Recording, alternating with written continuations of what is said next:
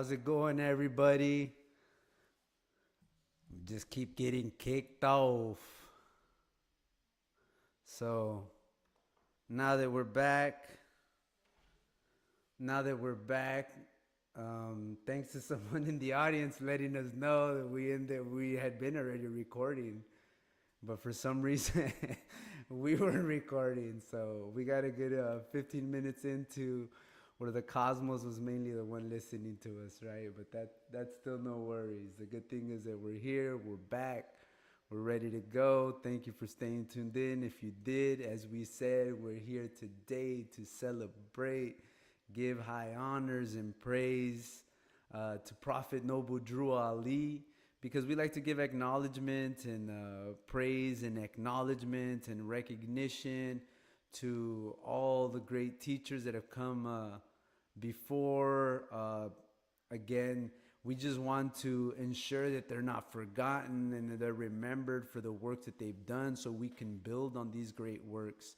Because as we know, these great works are something that we can use to be able to build on, to establish things that we can become more abundant, more profitable, help structure and raise families so that we can be able to have the generational wealth that's not just based on assets or gains, but also in family and preservation and remembrance. So as we were saying, that's why we want to give honors today to Prophet Noble Drew Ali, because Prophet Noble Drew Ali, again, provided seeds that we could use today to be able to help ourselves, as we'll see in a couple of the prophecies that he's made, and already perceived certain of these times to take place. So again, it's one of those things that personally for me, I didn't grow up knowing this knowledge. This is knowledge that I gained through a lot of investigative research into trying to find answers and solutions to things that didn't seem to square in society.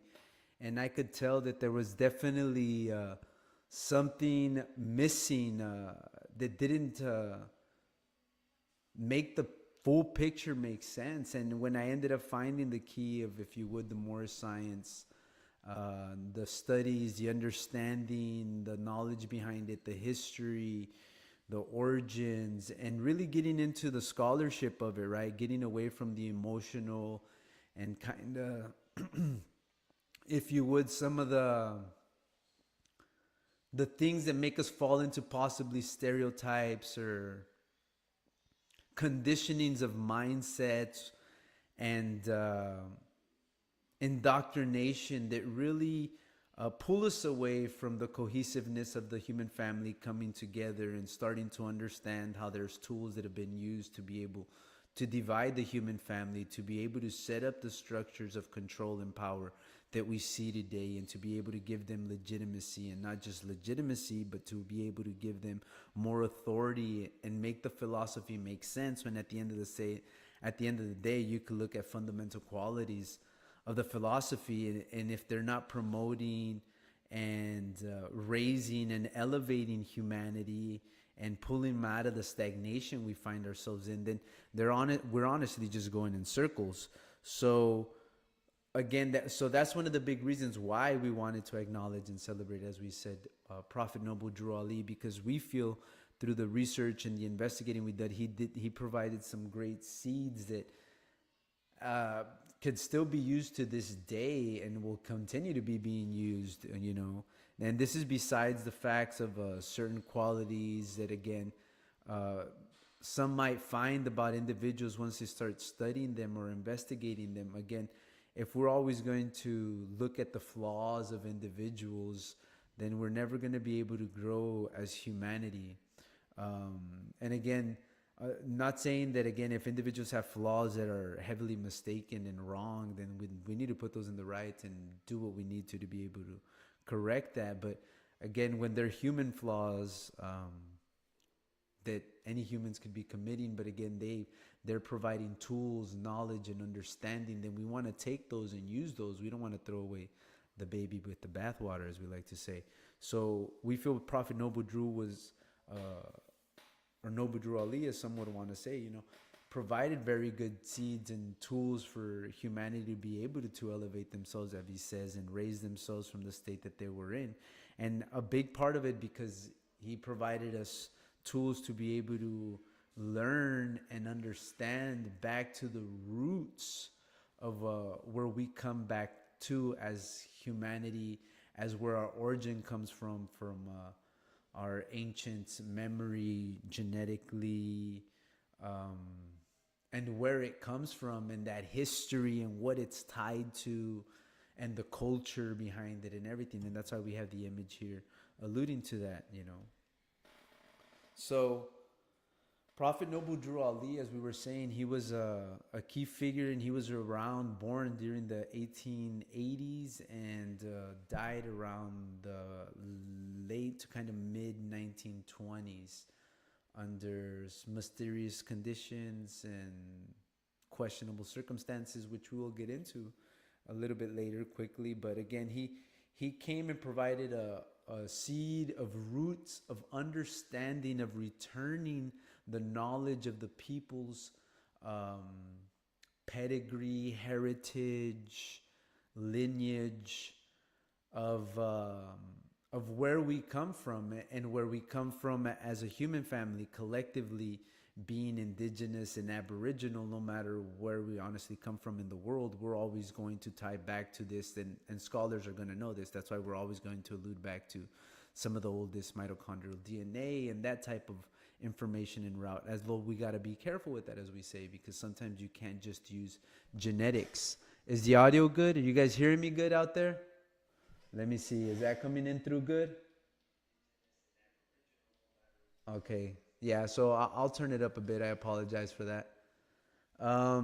So as we were saying, so he came and provided tools for information, and that information allowed us to get back to what our origin, our nationality, and how that's tied to that nationality, and how that's tied to a pedigree, and how that's tied to a history and a culture. Excellent. Awesome. I'm glad you guys can hear me. So this is the seeds, again, that we're talking about, that are important to preserve, right? Trying to be able to create a cohesive family of humanity that we can learn to be able to respect, understand each other philosophically, and using the foundations of this knowledge. And then as we'll get into further into civics and some legal aspects that provide, again, philosophical and fundamental principles for society to be able to govern and rule itself. Because this is one of the big keys. Again, one of the other seeds that Prophet Noble Drew Ali was bringing us is the seeds for us to be able to educate ourselves, become more knowledgeable. By becoming more knowledgeable, use that as a passport to elevate ourselves in society, and not needing to use that knowledge to give us a status, because we already have a status by just gaining that knowledge. But then that knowledge also helping to propel us through society by the fruits and the works that we would do as the foundational principles that we can see that he came to bring to us, which were love, peace, justice, freedom, and truth, which are the 5 principles that rule usually the Moorish science temple, and Moorish individuals that tie themselves to this knowledge. And again, these are also just principles that people that usually follow mystic orders follow, like Sufi mystic orders. And even if you get into many different indigenous practices, love, peace, justice, freedom, and truth are some of the key components and pillars to, if you would, like even virtues to humanity and society. Without these key pillars, you know, society has the potential of collapsing, and having then the need of tyrannical rulers to set us right and correct us and rule us about, because we just lack the principles to be able to self-govern. So as we see here, and we're seeing in the flag, the love, peace, justice, freedom, and truth, and this is the Moorish American flag. The star in the middle, again, this has gotten bad connotation because of, again, mystic New Age teachings. A lot of people usually get the understanding that this is like a pagan and deals even with like nefarious worship and stuff. But in reality, it really has to do with the geometric pattern of Venus, and how Venus played a big role to our ancestors in agriculture and raising crop and reading the seasons, and also dealing specifically with humanity's if you would, calendar. And by calendar we mean that which counts the lunar cycles, the woman cycles, which usually deals with human birth. And again, this all being tied to heavy Moorish science, and also how Moorish science is interwoven with kind of some mystic, if you would, the mystic orders, or the, if you would, Helen Blavatsky and some of the orders of what you would kind of call into what kind of led into the New Age. But it's really individuals seeking higher levels of knowledge and understanding, and how to be able to evolve society through the coming ages that we were going to be going through and coming out of, as we were going to be ushering in potentially better times for humanity. So he was bringing these tools, mind you, in the 1880s and 1920s, which was a big thing. Also taking the background where he was coming from, because it is said where Noble Drew Ali is born, again, as we said, mid 1880s, I believe it's 1886. He's said to have come from Cherokee parents, potentially a Moroccan father and a Cherokee mother, a slave father and a Cherokee mother, and then those switch around a bit as well. They end up dying. He ends up being adopted, potentially by an aunt, or maybe some other individuals, potentially here also a Moroccan. But records see that he tried to enroll in the military, but was not taken because he had severe burns in his arms. And this also alludes to a story that potentially his aunt actually was one of the ones that inflicted some of these burns, right? So that's where some of the story kind of correlates. Either way, that origin, even though we don't understand it, it's more the fruits and the works he leaves behind, which we're a little more focused on. But just to give a little background on who Prophet Noble Drew Ali is, and since we're celebrating his day of nativity today. And so then he ends up not being accepted in the military. He ends up being a mason, a mason in the sense of masonry and working in carpentry and stuff like this.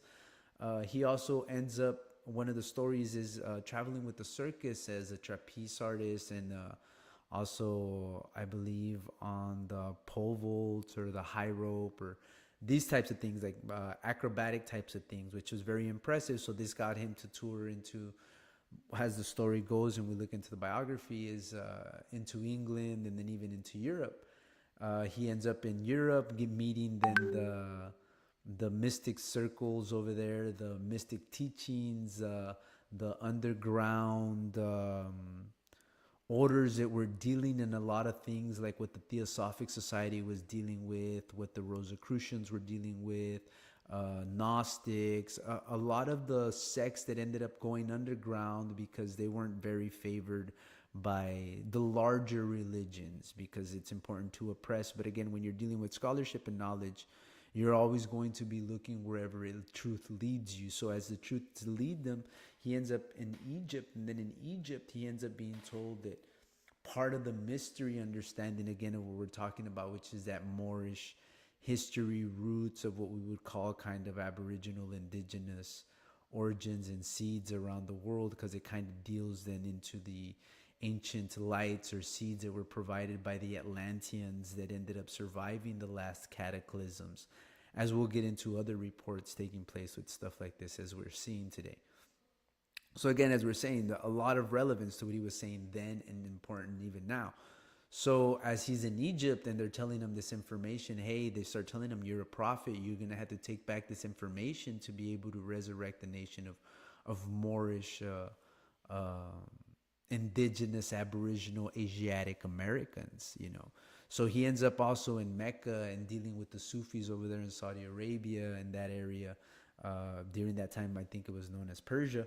And over there, he ends up also getting the title as angel because of the work he ended up coming. And again, understanding through mystic teachings that by when we say angel, we're really saying angles of lights or understanding or consciousness, as we start understanding that these are really then, as it is said in other religions, or even with Yeshua and Isa, which was one of the teachings he ended up resurrecting or bringing over here to the Americas, even though it was something that was already being spoken of by other individuals and scholars already during that time. which just even goes show the level of aptitude of his knowledge to be able to gain this, but also then going into other areas to get the keys firsthand on how Yeshua Nisa, through his 18 years where he had been, and the importance of that, you know, how he was connected to being Sufi, and by Sufi we mean woolly haired, because he hid amongst his brothers which were in Egypt, which, as we start understanding the ancient title of Kemet in Egypt, and these titles of Kemet tying again back to heavy melanation and the heavy sut of the Nile River when it would flood, and how that would tie to chemistry and the melanation tying back to genetic memory, morphogenetic field, the Akashic record, and dealing all this back to meditation and many of the principles that we'll deal with and also get an understanding, and I'll give a little link to that later, through the Celtic. There's a documentary, The Last Celtic, and how he talks about what essentially a lot of these ancient practices, these older Sabian cultures were doing, these ancient Mers. By Mers, we mean these ancient seafarers and navigators. And that's why we're saying these ancient indigenous people, because as we learn, indigenous people are very renowned for this, right? So he brings back these seeds from Saudi Arabia, comes back to the Americas, establishes the Moorish Science Temple, goes to I believe it's South Carolina or North Carolina, one of the two. I want to say South. And he approaches the governor to tell him about resurrecting the ancient Moorish seal, and he was asking for the flag, buys him time to be able to contact the bankers to try to be able to set up kind of like a coup to collapse the government here, in a sense, through the Great Depression. This is part of the scholarship and the understanding that we get what potentially might have taken, because this is all very coincidental, right? And that then allows for the U.S. to then fall under jurisdiction, if you would, or more under the corporate jurisdiction of the British Columbia, if you would, DC, three cities ruling the world jurisdiction, which again puts us in an unfavorable position. So again, the keys that he's bringing was already to resurrect this, so they're trying to counter this at the same time, right? Is the understanding. So he sets up the Moorish Science Temple, Now we also give a little history that there was already some roots of Islamic, Muslim, Masonic root and seeds that already had been planted here in the Americas, and some say that there is connections to that. Either way, again, when we're dealing with scholarship and truth, if that's what they were dealing with, then we're always going to be able to take that and still end up always at truths. So the key here goes back to that Noble Drew Ali is bringing us some specific seeds that then we can trace. Part of that, of what we're speaking of, is a little bit off, not really on the path and on, but it is spoken of, so we want to make mention of it. So then he ends up, as he's doing this and he's getting notoriety and getting more recognition, then there's some issues that end up coming about, because certain orders of Moorish Science Temple start wanting to break away, taking power. And again, this is part of the reason why, again, as we'll look, some of the ancient Moorish factions also ended up falling in the past, was because we didn't really respect and honor each other, and we started fighting and vouching to be able to see who was the legitimate ruler, the one that was really in charge. And that led to a lot of problems and a lot of in-house fighting that then led to issues. And part of that then ended up leading to where Noble Drew Ali got jailed. And then after getting jailed, he comes out and he ends up being found dead in his apartment. And that's kind of like where we see the end of that, right? Which again, this is where people say it's a bit questionable and maybe even maybe a bit nefarious, but at the end of the day, he still ended up providing keys and tools in that short amount of time that we could still use to today, which is part of why we're honoring and we're giving a little bit of acknowledgement to Noble Drew Ali, just giving you guys a little bit of a biography and a history to who he was and why we acknowledge him. Now, I kind of skimmed over some of these seeds or some of these tools or some of these insights or key scholarly understandings that he provided And that's what we're going to get into a little bit of the detail tonight, right? So again, some of the quotes I put here, I just wanted to read because again, like I said, it's very relevant even to today, and we got to take into account the context of him saying this back in the 1920s, right? So he says, one day the United States will not be able to do any business unless they do it through the Asiatics. Now, what he means by Asiatics, he means Muslims. What he means by Muslims, he means Moors. Moors being, from the research we've done, the title that humanity as a whole ended up being acknowledged as a nation, if you would, as a title, as we'll see also in some documents we'll provide later, to be able to kind of tool for us to be able to acknowledge ourselves. So when he says Asiatics, we also know he means more again. So when he says one day the United States won't be able to do business unless it's through the Asiatics, or aka the Moors, we start seeing even how now the way the business practices are going amongst the other nations in the world, if you would, isn't very favorable. They're doing things where it's very backstabbing, not trustworthy. So it's going to lead to issues that if we're not living under the principles of love, peace, justice, freedom, and truth, then in the future, we're just going to end up ostracizing ourselves just merely by the actions that we take. Now, this is one of the big things also that we look into some of the ancient Moorish teachings and sciences, which spoke a lot about the ruling of the tongue and that ability to be able to have diplomacy. Because then if you don't rule your tongue, then you might say things that are not favorable, and this could lead to collapse of your power, which again, going back into some of the issues that he was already perceiving then and we're starting to see now. The other quote that's really good that I enjoy from his, I took the covers off all the secret organizations.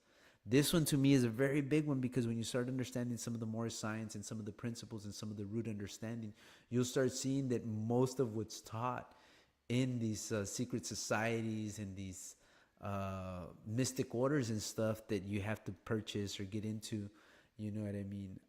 A lot of it has to do with these understanding of keeping the people from knowing who they are.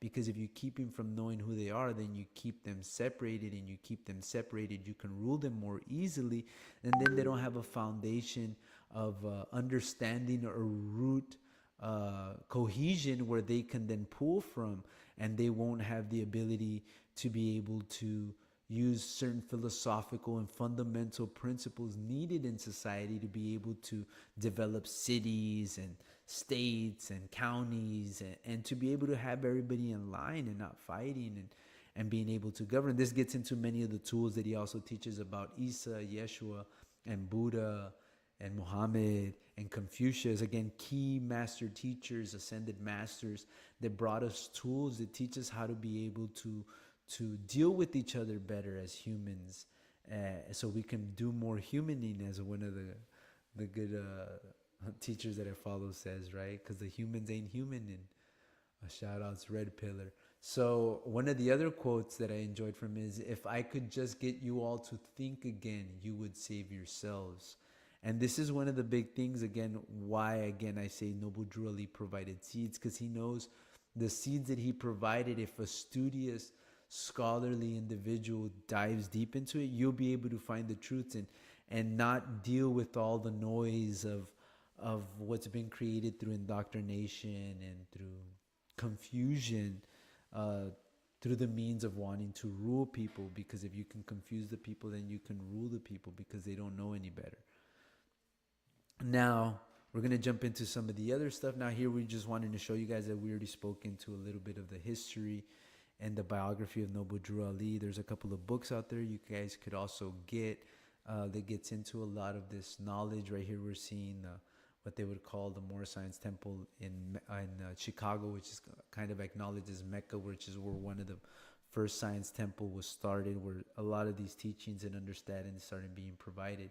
And as Noble Drew Ali said, one of the big things that the Moors came to do was to work in tandem with our brothers that we ended up entering into, if you would, contract, or into constitution, or into party with, which was the 13 colonies, the European brothers, the Masons that were initiated into this knowledge. Again, going back into how he removed the covers from all secret societies, because when you study the the founding fathers and many of these individuals, you'll see that they have fezzes, and they even call themselves titles like Beys and Els, which are Moorish titles, right? And where do they get this knowledge? Where do they get this history?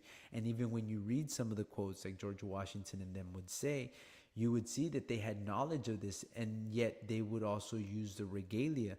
And then this to me always got interesting when I started investigating this. It explained a lot, like in the Boston Tea Party, where they dress up as native and throw the tea over. Because if we see it in the context of what they were doing, is that they were wearing the Moorish regalia, basically claiming their sovereignty and saying that we're no longer part of the crown, so we don't want your taxation, and we're not going to be part of that because we're establishing ourselves as our self-recognized government, which was already kind of had roots, if you would, in England during that time because of the common law structure and the legal system being proposed at that time. But that also made the fruit ripe for the founding fathers and the philosophies that they were studying during that time, married up with some of these principles of the Moorish individuals, that they would actually go listen to the speeches of them to be able to get also insight and understanding. That's why it said that the Constitution draws from the Iroquois Confederacy and Constitution. And we'll speak on that in the future as well, and different tools like that that were used to be able to give acknowledgement to the Moors behind the founding fathers. So right here, again, I also wanted to speak again, how did I end up in this knowledge, right? Because a lot of the time people, when they start seeing the Moorish knowledge and stuff like that, they'll be like, oh, this is mainly for heavily melanated people. And I personally, after gaining knowledge and understanding, and even as a younger scholar, I never really acknowledged certain titles that were used to acknowledge certain races of humanity, because it never really made sense to me, like calling people white because they weren't really white, or black because they weren't really black, or even brown because they're not even really truly brown, or red because they're not even, or yellow. It didn't make sense, right? If we're going to be real, we're going to be adults, and we're going to be scholarly about it, right? So these are the keys and the foundations that Noble Drew Ali provided, was that we're not colors, we're not, because by giving ourselves that, we're alluding ourselves back to classifications and titles that are used for animals, right? Because this were all scientific cataloging from Linnaeus and Blumenbach in them, right? Trying to kind of put humanity to like a subspecies type of state, right? When at the end of the day, we know that's not the case, right? So we know that then if we do have that, then humanity then has a nationality, not colors or things like this, right? So I personally started looking for this knowledge because I started finding out about information dealing with like lawful, legal, maritime, legalese, components that were ruled by Jordan Maxwell and David Wynn Miller and other individuals that escape my mind a little bit right now, right? But again, they started tipping me off, where I started being like, okay, because again, my understanding is always like, well, if the creator's speaking through all of us and we're all part of the whole and everything, then the creator's not just going to be speaking through one specific a lineage, one specific race, right? I should, if truths are truths, I should be able to find truths in other places, right? So I started looking for, is there any other people speaking about this that don't just have a specific racial background, right? And so then that's when I started finding other individuals like Hakeem Bey here in the bottom left-hand corner, right? And talking about the history, and a big one because I was looking, because again, tying into like looking after getting out of the military, looking for roots and healings through sweat ceremonies and stuff like that, and trying to find indigenous roots and connection, and trying to get more clarity, because I've always been an individual that was very curious about Atlantis, Lemuria, ancient history, the pyramids, aliens, UFOs, parapsychology. So these things always intrigued me, even as a youth. That as I became older, like I still kind of use this as something to be able to scrutinize the knowledge and the information around me, right? So when I started finding Hakeem Bey, and we start linking up a lot of this information with a lot of the information I already had been investigating through other avenues of studying ancient cultures and history, and how it started clicking to me, like if the creator was going to put seeds in anything or anybody that would bring about the resurrection of humanity, he would obviously, as a philosophical understanding, right, bury it in the deepest soil, or were the least where people wouldn't expect to find it, right? And when we look into the 20s and the 1800s in these times, right, or 1880s into the 1920s, right, there's a specific oppression on a specific people. So when I see that specific oppressive people coming up and bringing these seeds, this is a show to me, like, man, like, here are the seeds, here are the tools to use, because even for the highest scholar individuals, they're gonna have to make peace with their philosophical understanding to be able to get the keys, as a good Bob Marley lyric says, stoop down low, let me tell you what I know. You get what I'm saying? So a lot of the time we always expect the highest understanding and the highest inclinations of breakthroughs and different means of technology innovations is always coming from the pillars of the highest levels of education. But as we look around, that's not the truth. In reality, we get more breakthroughs and realizations from lower levels of understanding that really don't know what they're doing and stumble onto things, right? This is one of the big ways things happen, right? So this is one of the big ways that I started seeing, like, yes, the Noble Drew Ali thing that started connecting with this, tying us back to how the Moorish American is the mothers and fathers of humanity and civilization, which is many of these key scholars here, as I started to investigate throughout the years, I started finding out, and then tying that back into, if you would, the international law, the national law, the constitutional law, the substantive and fundamental laws, how it ties into philosophy, spirituality, humanity, and how we should govern and rule each other. So then I started discovering individuals like Taj Tariq Bey, which was, to me, was a very key individual, very key component, being also an ex-veteran himself, and understanding more of the civic side, because that was one of the big things also to me when I saw in society. When I would look around, I would see, man, there's a lot of things that plague society that really don't make sense, and there has to be a key here that would bring about solutions. And to me, it always made sense that if the creator did it, he did it in a way where you wouldn't have to use force to do it. Because if the creator knew you had to use force, then basically the people that are in power then should be in power, because they're the ones with the biggest force, the biggest stakes. But then they would also be more moral and more balanced in their power and their way of ruling through force. And that's not what we see. So then to me, this tells me that the keys got to be somewhere else. They're not in the force and powers and the highest levels of technology and weaponry, because we're just going deeper down the rabbit hole that's leading us to more problems and issues.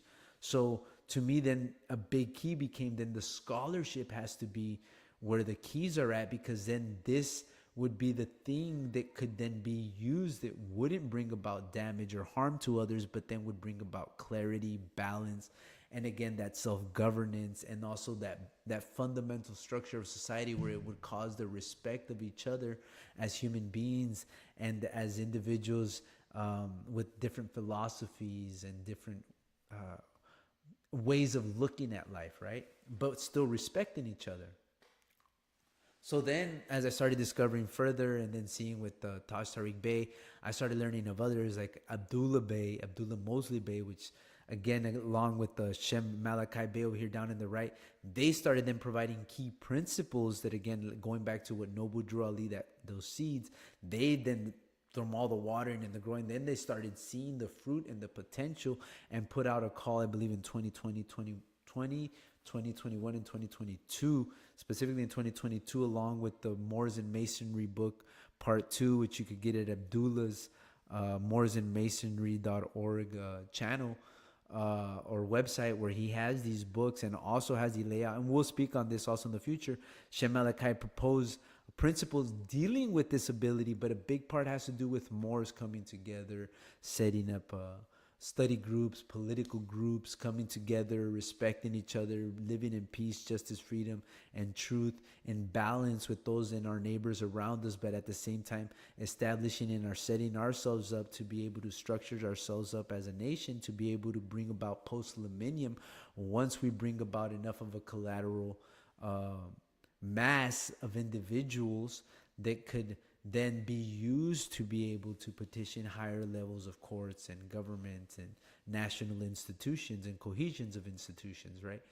And then teaming up with Kangel Bay, also now as we see here in the top center, he provided then keys and tools to deal with how we could deal with things personally as in a group, to structure things before we get to these key components that need to be in place before we bring about the post-millennium, which were also key components. And then as well as Brother C. Freeman L., which ended up providing many key supplementals of study and knowledge and information that allowed Moors to be able to water the seed and be able to grow more things. And then I also wanted to acknowledge some of the beautiful queens and ladies that also speak about the Moorish knowledge, bringing about the seeds, as we're talking about Prophet Noble Drew Ali and his nativity day, right?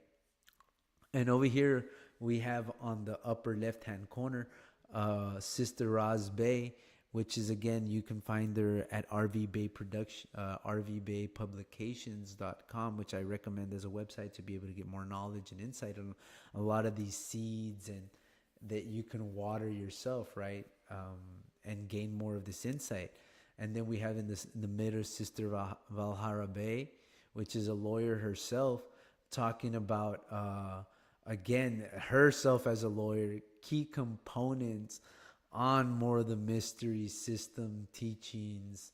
Again, I could provide videos and all this, but I wanted to do a quick synopsis today talking about Noble Drew Ali and celebrating how I got here, giving you some of the teachers that I've studied throughout the years to get you more understanding on this, so you guys can go and research for yourself, because it's always best when you go do your own research and follow that red road, as the Indigenous would say, which is your own medicine road, where you find your own passion and your own bliss, because then it's going to add to your storytelling capability and your fire that you're going to pass down to your seeds and your ants and you when you become an ancestor, right? So I'm very big on that. I don't like to rob people of their ability to investigate and learn things on their own, because I could teach you the whole thing here right now, but at the end of it, there's no fun in that, you know what I mean? It's cool for you to awaken your intuition and your genetic memory yourself, you know. I'm a big proponent. Again, this is part of the Moorish science when you really start getting into the deep part of it.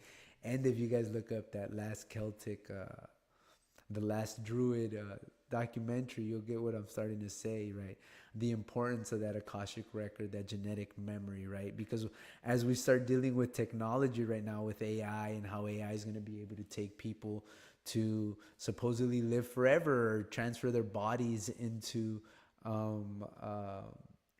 robots, right? And to become either cyborgs or to become synthetics where they can transfer their mind into it, or to become implants, which is people that then they can take their whole thing and plant it to another a being or a half biological being, right? So this is the way science is promising to do the same thing that our ancestors already knew through genetic memory and practice, through these mystic teachings and many of these ancient modalities that exist around the world in many different factions of theologies that then we can put together like a puzzle, hodgepodge it, right? And again, some people would say this is taboo, but if we do the scholarship, we'll start understanding the roots to these, right? How they all correlate. And again, not trying to take away from your ability to study and research and bring about your own intuition. So as we said, here we have Sister Valhara Bay. Down here at the bottom left, we have the Queen Sister Dr. G. So this is also, she's a doctor. She has her own show, which I also recommend, Taj Tariq Bey, as we said earlier, the one in the top left-hand corner here, one of my favorites, right? Forgot to mention Jose Pimienta Bey, great also. Comes out on Dr. G's channel, right? And they have great talks on a lot of this information, getting into more depth, giving you more understanding, more for you to, right? More for you to get, right? And then we have another beautiful Mexican sister acknowledging her Moorish ancestors and descendancy, right? And we'll get into more of that in some of the other channels. And right here, we have a doctor, right? And I just wanted to put also a quote to be able to show people where we're coming from, right? So quoting Dr. Aisha Khan, author of Islam in the Americas, New World Diaspora. And she says, the Spanish conquistador Hernan Cortés arrived in Mexico in 1519 and referred to the Aztecs he encountered as Moors, and one priest in Cortes' part said that the indigenous peoples of the North Mexico reminded him of the Arabs, Spaniards called Aztecs, and Incan temple mosques, and drew parallels between some Indians and Islamic rituals that involved animal sacrifice. So as we see here, even scholars can make the parallels between this. Now, one of the big things like I always like to do, just to dissect this statement a little deeper, right? Get in there a little deeper. Who said this? Cortes. Who was Cortes? Cortes was a studied individual from Spain. Mind you, he navigated boats across the ocean. This was no easy feat at that time. That'd be equivalent to some astronauts, right? So Cortes, an astronaut, right, scholar individual, comes to the Americas and refers to the Americans and the Aztecs as what?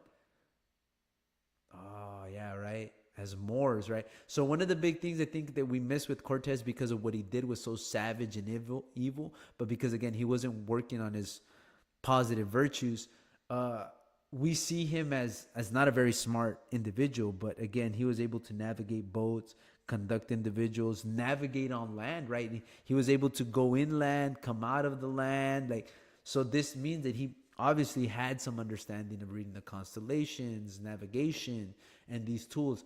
These weren't cheap tools or cheap educations to come about during the time of this era. And what's interesting, mind you, we had just finished kicking out the Moors in Spain.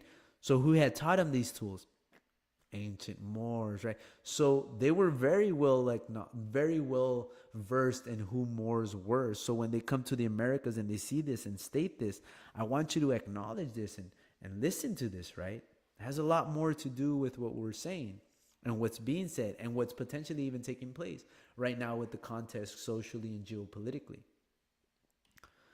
So here I just wanted to put a few more quotes right here towards the end. We're just going to go into a few more of the evidence, and again going back into why we're celebrating Noble Drew Ali, because he already had this understanding back in 1880, 1920s, right? Even though it was difficult to articulate it to people that we were still very indoctrinated in certain racial paradigms and certain level of understanding to be able to get into these deeper things. Now we can do it because we've had many scholars and many individuals that have been able to pull these things out and these references to the point that we can now use them as tools to be able to show the trajectory, to be able to show the line of where we're coming from, and again showing back that seed of where Noble Drew Ali is providing this, right? And why we want to give him some acknowledgement, right? So it says, in the demise of Archduke Ferdinand Tyrol, the founder of the collection by the Imperial Commissioner appointed and revised by the will in folio 472 of the ancient document catalogued with the other objects, the featherwork contained in chest number 9 and is described as a Moorish hat of beautiful, long, lustrous, green, gold-hued feathers, beckoned above with white, red, and blue feathers. Listen to the colors. White, red, and blue feathers. What are the colors of America? What are the colors of Mexico? Right? If we put together the crown of this Moorish king, we see that it's both the colors of the flags of Mexico, America, and even Venezuela. Because Venezuela's got the yellow, remember? The yellow also being the gold, right? So we're seeing the golden hued feathers beckoned above with white, red, and blue feathers and gold rosettes and ornaments. In front of the forehead has a beak of pure gold. Mind you, and where was the beak very important to in Egyptian culture? We deal with Tahuti, right? So again, going back to the term, the Moorishes are applied and can scarcely be regarded as deceptive, and one as much as Moctezuma, the king of the Temachtis, and Mexico is subsequently designated as a Moorish king in the same inventory. Mind you, these are people that are working at a museum taking inventory. So this isn't no slip-ups. You get what I'm saying? As much as we want to obfuscate it or make it seem like it's not what it is, right? So here we see the Journal of the American Folklore, Mexican Lives, one of Moorish origin, Ojila, or would to God. That is to say, would to Allah, Ojalá, would to Allah. The original of this is said to have been, and said Allah, in God would. Recognize this having been the origin prayer and realizing that the expression Ojalá que sea and Ojalá que fuera are derived from Moorish Arabic descent. Very interesting when you start studying again the derivation again, a Spanish and Latin, right? So again, here we're dealing with in the historic past centers of Egypt and sublime and prehistoric past center of America, Atlantis as the curtain which has hitherto concealed the prehistoric connection between the peoples of ancient Egypt and of America. Again, Egypt, the name given to ancient Kemet or Tameri, or what we would call really now they say Africa, right? But as we knew it then, it would be Tameri, Tamerica, Tamer. Okay, is lifted. It will be seen that the people of the eagle on the Nile being descended from the original people of the eagle on this continent. So then you start understanding why the founding fathers chose an eagle, why George Washington posed himself as the bust almost looking like pharaohs, why we have obelisks, why they wear Masonic aprons just as the pharaoh did, just as the pharaoh was also supposedly a Shriner and the Mason, right? So the descendant from the original people of the eagle on this continent, the twain are one, and that the prehistoric America was the original Egypt. Let's listen to this, right? Or the eagle land prior to the mighty dispensation in the days of the plague, when there were the earth was divided and the great globe itself was nearly rent assured. So this gets into the ancient cataclysms that are spoken about, the ancient Aztecs, the Hopis, and different individuals. That gets into what we were speaking about our podcast the other day, dealing with the part of what also Bedale and other people have spoken about, dealing with things coming that might mirror this, because humanity hasn't reached a certain level of consciousness that it correlates with the environment and the environment needing to do things, because we haven't reflected that understanding. So the firstborn among the continents was America, has been falsely dominated as a new world. Hers was the first dry land lifted out of the waters. Hers was the first shores washed by the ocean and enveloped all the earths besides. And while Europe was represented only by islands rising here and there above the sea, America, Atlantis, already stretched an unbroken line of land from Nova Scotia to across the areas, right? So this gets into ancient North America and the real Tameri, Amexum, as we say in the statements. Now here we get into Moors are just Americas, and these are referenced from the evening journals of the Willington. So this is what we're seeing up in the right-hand corner, right? And then over here also we see Dr. Joseph Moore, and the descendants of these North American Moors are the present-day Iroquois, Algonquin, Anasazi, Hohokam, Olmec, Apache, Iroquois, Chavin, Cherokee, Cree, Hopa, Hopi, Maka, Mohawk, Naka, Zulu, Zuni. These words are also derived from Arabic Islamic roots. Interesting, right? So again, why we're celebrating Noble Drew Ali today, providing that seed of that connection of the ancient Moorish family, right? And how we're connected to it. As we can see here, Americans and Africans, a new map of the world in 1676. Virginia passes two acts in 1682 that combine the Native Americans. Mind you, what did we just finish saying about Egypt and America being connected? The Native Americans and Africans into one category, Negroes and other slaves. Interesting, right? Written records of the voyage of 1524 of Giovanni de Verrazzano, as recorded in the letters to Francis I, King of France, July 8, 1524. Please note the description of the natives. They are dark in color, not like the Ethiopians, which are thick black hair, not very long, tied black behind their head like a small tail, as if for the physique of these men they were well proportioned, medium height, and a little taller than we are. They have broad chests, strong arms, legs, and other parts of the body are well composed. This gets into why we're also poisoning people in Americas and in other parts, right? An interesting quote here by Abraham Lincoln, again, proving again back to the seeds of what Noble Drew Ali was potentially already seeing and perceiving and knew was already known.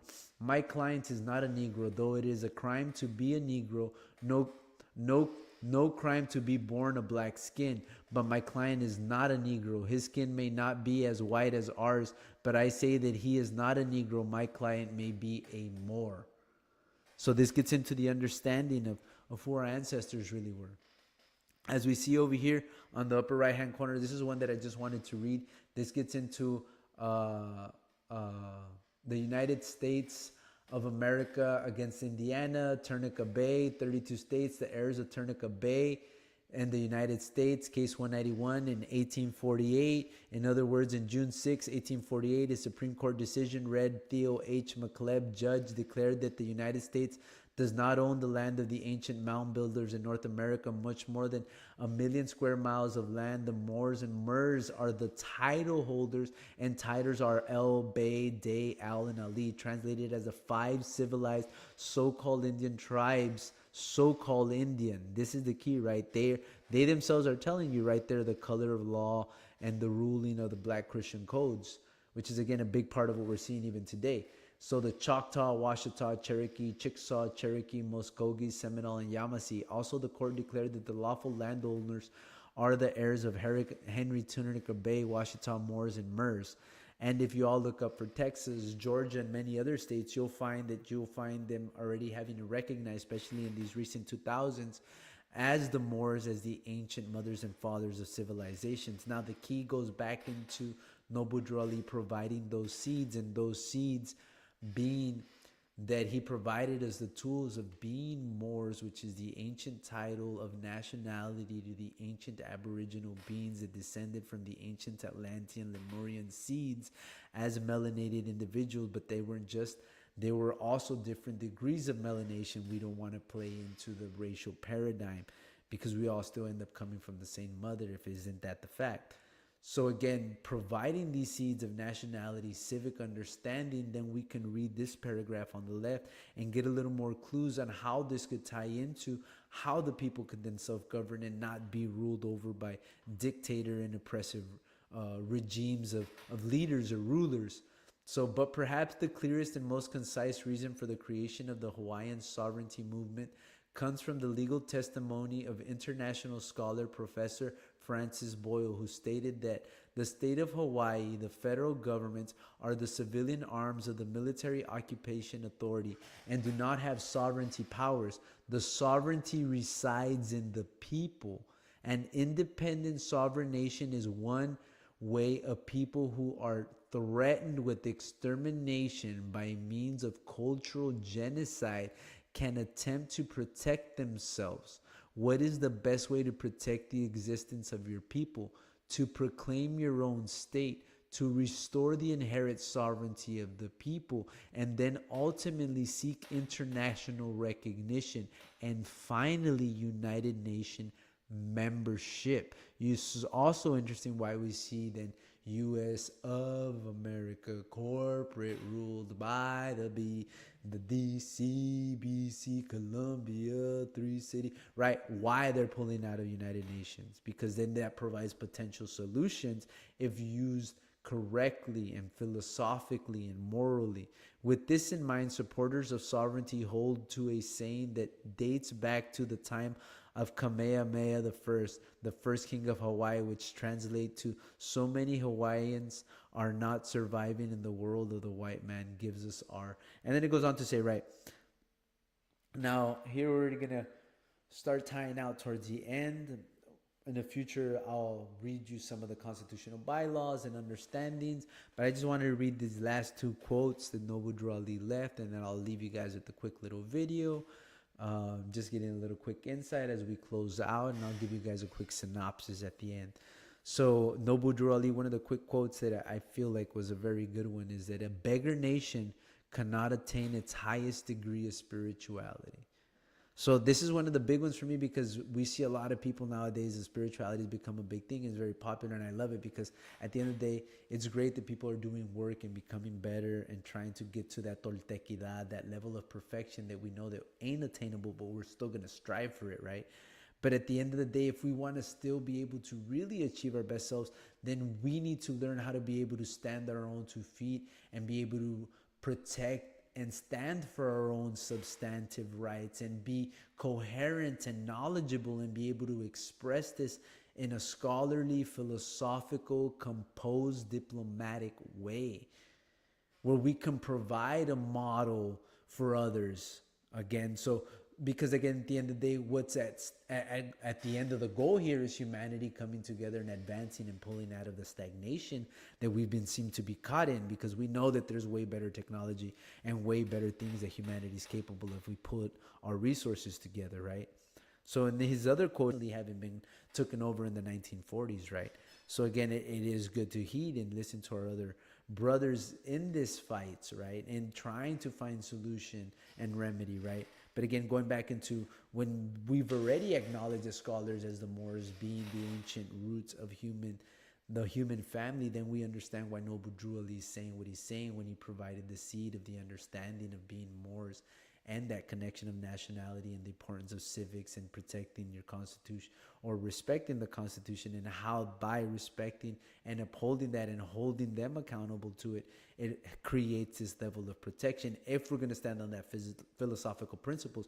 But if we're not, if we're just going to use sticks and guns to be able to rule everything, then we're already setting up humanity to not have a very positive future, and definitely incline more toward a Mad Max future. And then you could totally see the world then flipping or causing a flood or something, because it ain't going to stand for that, right? And who's going to want to be living through that, right? Because at the end of the day, that's not really what we want to see anymore, right? This does not benefit anybody. Okay, so that gets into the end of the channel here. Real quick, wanted to show you all just a quick little video on Bobby Hemming and just dropping something on the Moors, right? Asclepius. In the Hermetic text, they got a whole sermon, the perfect sermon of Asclepius. And in there is the prophecy of how we were going to go into slavery. How Egypt, which is the temple of all the gods, will become one big graveyard. And how the pious man, which is righteous man, would be looked on as impious. And how the impious man, which is the wicked man, will be considered pious, righteous. And how the weak man will be considered strong, and the strong man will be considered weak. And how everybody would look up to the wicked man will be considered noble. And how the righteous and pious man will be treated like a common criminal. And all these people in this faraway land will look like Egyptians. They will have the mind of another race. Now that's all in prophecy. That's all in the prophecy. Imhotep starts crying. He said, well, we ever get about this? And so Hootie, who is the person that Imhotep is divining to, giving him this spiritual knowledge, say, yeah, Mayan will be established. He said, where? He said, there will be a land that's not established yet, that all nations will speed towards in all types of transportation to get there. And in that land, there will be an extremity or an appendix or an annex of Egyptians that will be in that land. And they will establish Maya. Now, Bobby, just for clarification, the text that this prophecy in again. Yes. I give you three versions of it. Okay. One, same perfect sermon of Asclepius in Walter Scott's book, Hermetica. Okay. The other book, which might be hard to get, is by Shambhala Press, but you still probably can get it 1992. It came out again from the 1930s. The other one, new book, is by Copenhagen, another Hermetica, which has the perfect sermon of Asclepius in it, which you can get. The other book is 3 volumes, Thrice Great Hermes, 1907 by G.R.S. Mead, which has the perfect sermon in it. Another version, which might be out of print, no, you can get it from Kessinger's Press now.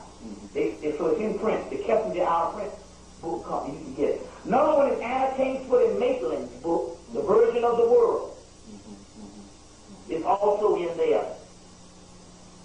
But the one that you can more readily get is the Nag Hammadi Library, which was dug up in 1945, because the origin of the Corpus Hermeticus is in the back of the book, and that perfect sermon of Asclepius is in the back of the Nag Hammadi Library, translated by James Robinson. Mm-hmm. Now, the original text was an Egyptian text that came, the original one, we don't have the hieroglyphic version. So as we see right there, Brother Bobby Hemmett was just basically dropping it for us, talking about Asclepius and the ancient seers already perceiving what was taking place here in the Americas. And that's one of the big things that we're speaking on here tonight, right? About Noble Drew Ali and the keys that he provided and those things. And then again, what I was showing with Bobby Hemmett is just basically talking about, again, why when they saw Noble Drew Ali come into, again, where he was talking about ancient Egypt, Kemet after it fell, they see him come. It's like, hey, you're taking these keys back, man. Like we need this to happen, right? And why do we need this to happen? Just so much of what's taking place, right, is because humanity is being taken advantage of and not being respected on in many different levels, right? As we get into many of the different teachings that will be given for people and we've given, right? So, as we ended up today celebrating Noble Drew Ali's Day, I wanted to ask anybody if anybody's got any questions out there that we could answer for you guys before I give you guys a quick summary about what we went over today, why we ended up having the quick podcast and celebrating Noble Drew Ali and the significance of celebrating Noble Drew Ali and his birthday and why we want to celebrate it or acknowledge it as scholars. This is one of the big things, right? And the seeds that he provided, going back into the deep roots of it, right? So if anybody doesn't have, I'll give you it a bit for see if anybody got any questions. I'll show you a little bit more on the Brother Bobby Hemmett just because it's a good one. I want to say it's like over here. You thought it was China. It got its root in alchemy. Murder, all that introduced by the Moors. Right. This is real deal stuff that works. Divination, introduced by the Moors. Your incense, frankincense. From the tarot cards, you get the playing cards, introduced by the Moors. You see what I'm saying? All your divination systems, they got little stuff they throw down, little stones called runes, introduced by the Moors. The crystal ball. This is real deal stuff that works. Divination, introduced by the Moors. Your incense, frankincense and myrrh, all that introduced by the Moors. Gunpowder. You thought it was China. It got its root in alchemy. It has its root in alchemy going back to Kemet of the study of metals in and out the body. Also introduced into Europe by the Moors, as well as your fire stick, which later on was the gun that they didn't have no use for. Introduced by Moors. Spiritual music. The word music comes from the word muse. What do you mean they didn't have any use for the fire stick? Well, based on their nature. They didn't conceive of this thing as being a weapon or something they want to kill people with. I guess they figured, white boy picked it up after them and used it. All we know is they invented the gun, the fire stick, and didn't use it. You see, and didn't use it. Music, classical music that we thought was a white, that's the Moors. Brought that up because the scales was invented in Egypt. It comes out of Hermetic science and ultimately out of alchemy. It is melanin put to scale. You're talking about music. Yes. Music. The word muse is a Greek word for components inside of the melanin. These angelic beings called muse. You get the word music. Something that inspires you. Melanin inspires you. This is all coming from the Hermetic teachings or the teachings of Tahuti. Because Hermes is Tahuti in Egypt, which is the teachings of alchemy, which is the study of melanin, the dark night of the soul. And so music, which is the components of what's heard in the body put to scale, is introduced into Europe by the Moors, classical music. They call Beethoven the Moor of Russia. You see. Some stuff called the Greater Key of Solomon. And some stuff called the Lesser Key of Solomon, which is these magical texts introduced into Europe by the Moors. So as we were saying, that gets into the teachings we were speaking about, as he's saying, right? You start getting into what would be the Gnostic and even some of the stuff that the Templars were studying and stuff, right? So it owes a lot to the ancient Moors, the Magi's, because that's one of the big things that was also a title that came about with the Moors that were working underground in the what you would call the ancient colleges that were some of the first schools in ancient Timbuktu. Um, so I didn't see any questions, so we'll go ahead and give you guys a quick summary and the synopsis for tonight. As we said, we're here to celebrate Noble Drew Ali and his birth, his nativity back in the 1880s, 86, I believe.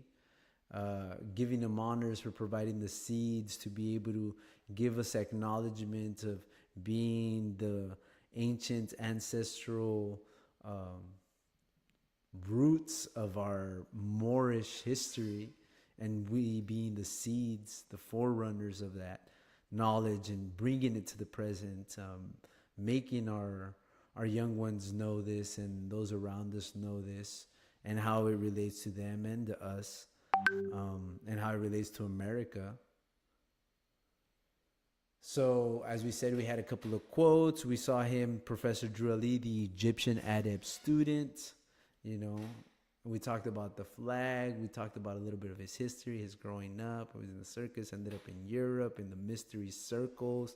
He ended up meeting with theosophical individuals. And mind you, part of the Theosophic Society's role during that time, again, with like Krishnamurti and stuff like that, was to be able to develop individuals that were going to come to be able to provide like not to say salvation, but basically keys for humanity to be able to help resurrect itself and put itself back on the path to be able to get out of the oppressive and stagnated nature we kind of been caught up in, right? So then he comes back, establishes a more science temple. Then they provided keys for a lot of the great teachers that then we started investigating a lot more deeply and recommend for you guys to recommend a lot more deeply, like Taj Tariq Bey, Abdullah Mosi Bey, King El Bey, Jose Pimienta Bey, Hakim Bey, Brother Shem Malachi Bey. Like, these are just some of them. And then we also told you about some of the great queens that are also dropping a lot of this knowledge, right? Sister Rosmaria Bey, Sister Valhara Bey, Dr. G, some of these other great doctors. And then we also gave you guys some of the quotes, some of the scholars from that time, also quoting some other books, showing you the connections between things, some of the words and the origins of these words and their connection to the ancient Moorish history and understanding, and how that brings us even more full circle, how we need to not play so much into the racial paradigm, because as we can see here, when they say Negroes enslaved, in our reality they'll be talking about Native Americans or Africans. And then when we look at that even on a deeper aspect, they'll be talking from all sorts of different colors of people, because as you start to find out that some of the highest numbers of actually albino babies are born to heavily melanated women. So this is the part that's very interesting, right? And why we can't just be like, oh, well, this individuals because they're from this and this. So again, bringing us to more understanding, showing us how even Abraham Lincoln knew what the difference between a Moor and a black person was, right? And we also talked a little bit on how the government had already acknowledged that the Moors are the ancient mound builders of the Americas and are the original landholders and owners of the Americas. And then it talked about the 5 titles, the Els, the Beys, the Days, the Als, and the Alis, which are considered the 5 civilized tribes. And by civilized, we're just talking about the ones that were establishing, setting up government, learning how to rule each other in a philosophical and cohesive way.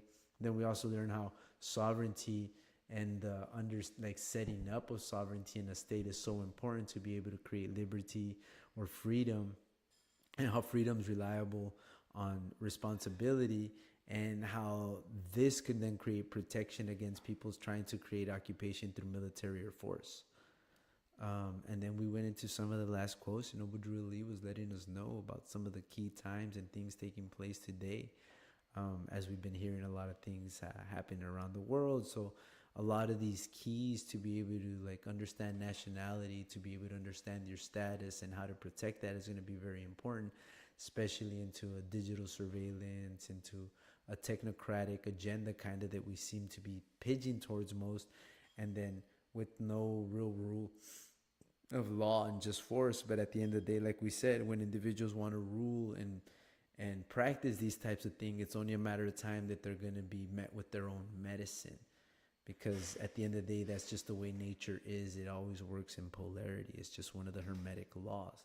And some of the seeds and the principles, too, as we'll understand with the Moorish science and mystical systems and structures, the world around. So, again, that's why we wanted to celebrate and take the time today to be able to talk about Noble Drew Ali and the works he did and how he connected us back to the ancient Moorish roots of our ancestry and how that connects us all back as a human family, seeing how the Moorish Americans have been acknowledged as the ancient mothers and fathers of humanity, which is a big statement. And again, going back into why we're acknowledging Noble Drew Ali, because he knew this back in the 1920s, right?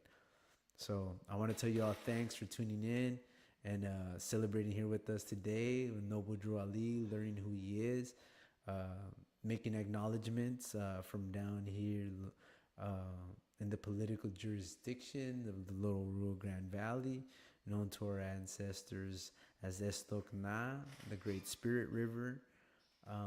We want to tell you all thanks for tuning in, and we'll be bringing you some more transmission, more informations, more podcasts dealing with current events and how this all ties into a lot of the information we've been speaking on today and speaking on other days. We appreciate you all for tuning in. We hope you all stay blessed, eyeful, ital, and vital. So have a great and wonderful day, night, wherever you may be. Ashe.